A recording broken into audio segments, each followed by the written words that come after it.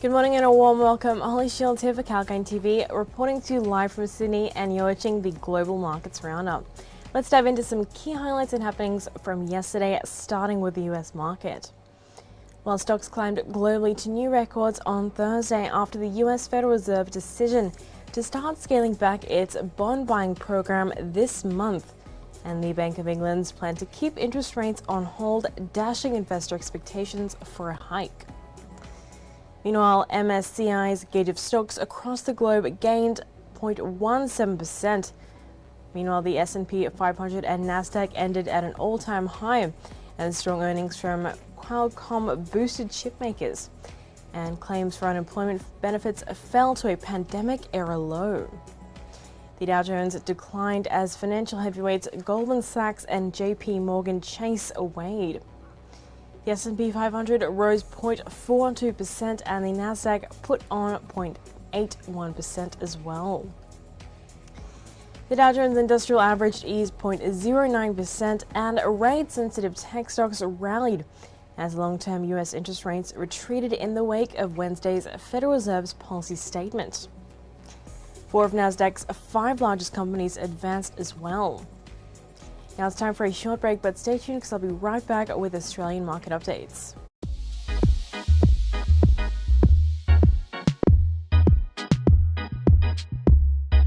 Hi there, James Preston for Kalkine TV.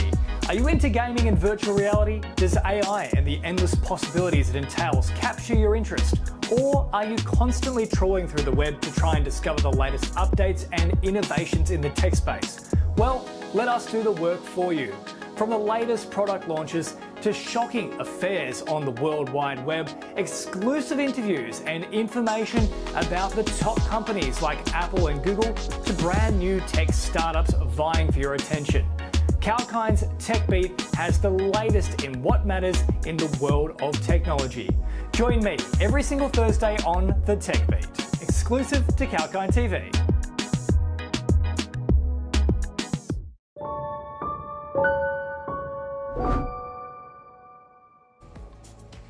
Welcome back, I'm Holly and you're watching the Global Markets Roundup. European shares rose for a 5th straight session on Thursday to hit record highs as investors took comfort from the US Federal Reserve's signaling that it was in no hurry to hike interest rates, while the Bank of England left its benchmark rate at an all-time low. The Pan-European Stock 600 closed 0.4% higher after spending most of the day in the positive territory after the Fed, as expected, said it would begin scaling back its monthly bond purchases in November, with plans to end them next year.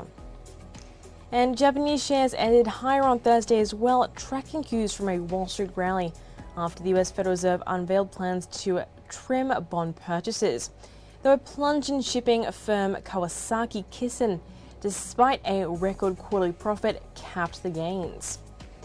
The Nikkei share average climbed 0.93% higher to close at just over 29,000, while the broader topics jumped 1.18%. Chinese stocks rose on Thursday after 3 straight sessions of falls, as consumer staples and automobiles jumped a day after the government advised people to stock up on essential groceries for the winter, and as some food companies hiked prices. The blue chip CS1300 index rose 1%, while the Shanghai Composite gained 0.8%. The benchmark Kospi rose 0.25%, and on the 4th of November, the Australian market ended in the green as significant buying pressure was witnessed on financials as well as real estate sectors.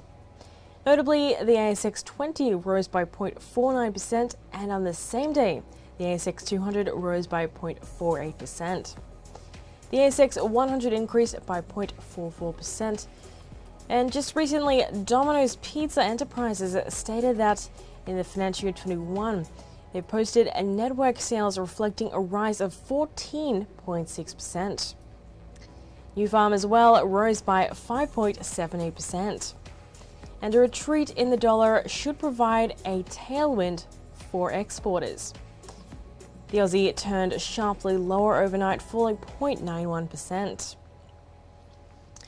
And onto the commodities market now, and oil fell to a 4-week low even as the Organization of Petroleum Exporting Countries and allies again stared down calls for sharp increases in production. The cartel stuck to a previously announced plan to raise output by 400,000 barrels per day next month. There is a speculation that major oil consumption nations will open their strategic petroleum reserves if OPEC does not play nice, according to Robert Yoga, Executive Director of Energy Futures in Mizuho. And Brent crude settled 1.8% lower at $80.54 US a barrel. The US benchmark dropped 2.5%, to 78.81 US. And iron ore as well reversed Wednesday's tentative rebound, with futures dropping 3% to 96.19 US a ton. And meanwhile, BHP's US listed stock fell 0.99% after its UK listed stock bounced 0.83%. And Rio Tinto shed 2.01% in the US and 0.57% in the UK. Gold was a big winner from the decline in Treasury yields. Metal for December delivery settled 1.7% ahead. The New York Stock Exchange ARC Gold Bugs Index fell 0.46% as well. And aluminium plunged a whopping 4% on the London Metal Exchange after China's daily coal output near the highest this year, clearing the way for increased smelting. The increase was expected to ease a power shortage that had forced aluminium smelters to reduce production. And the benchmark copper firmed up 0.5% and nickel shed 0.2% as well. Lead 1.2%, zinc 1.9% and tin 2.2%. Well, that's all for now in the Global Markets Roundup, but keep watching Kalkine TV because we have many more shows lined up for you today. Holly Shield signing off.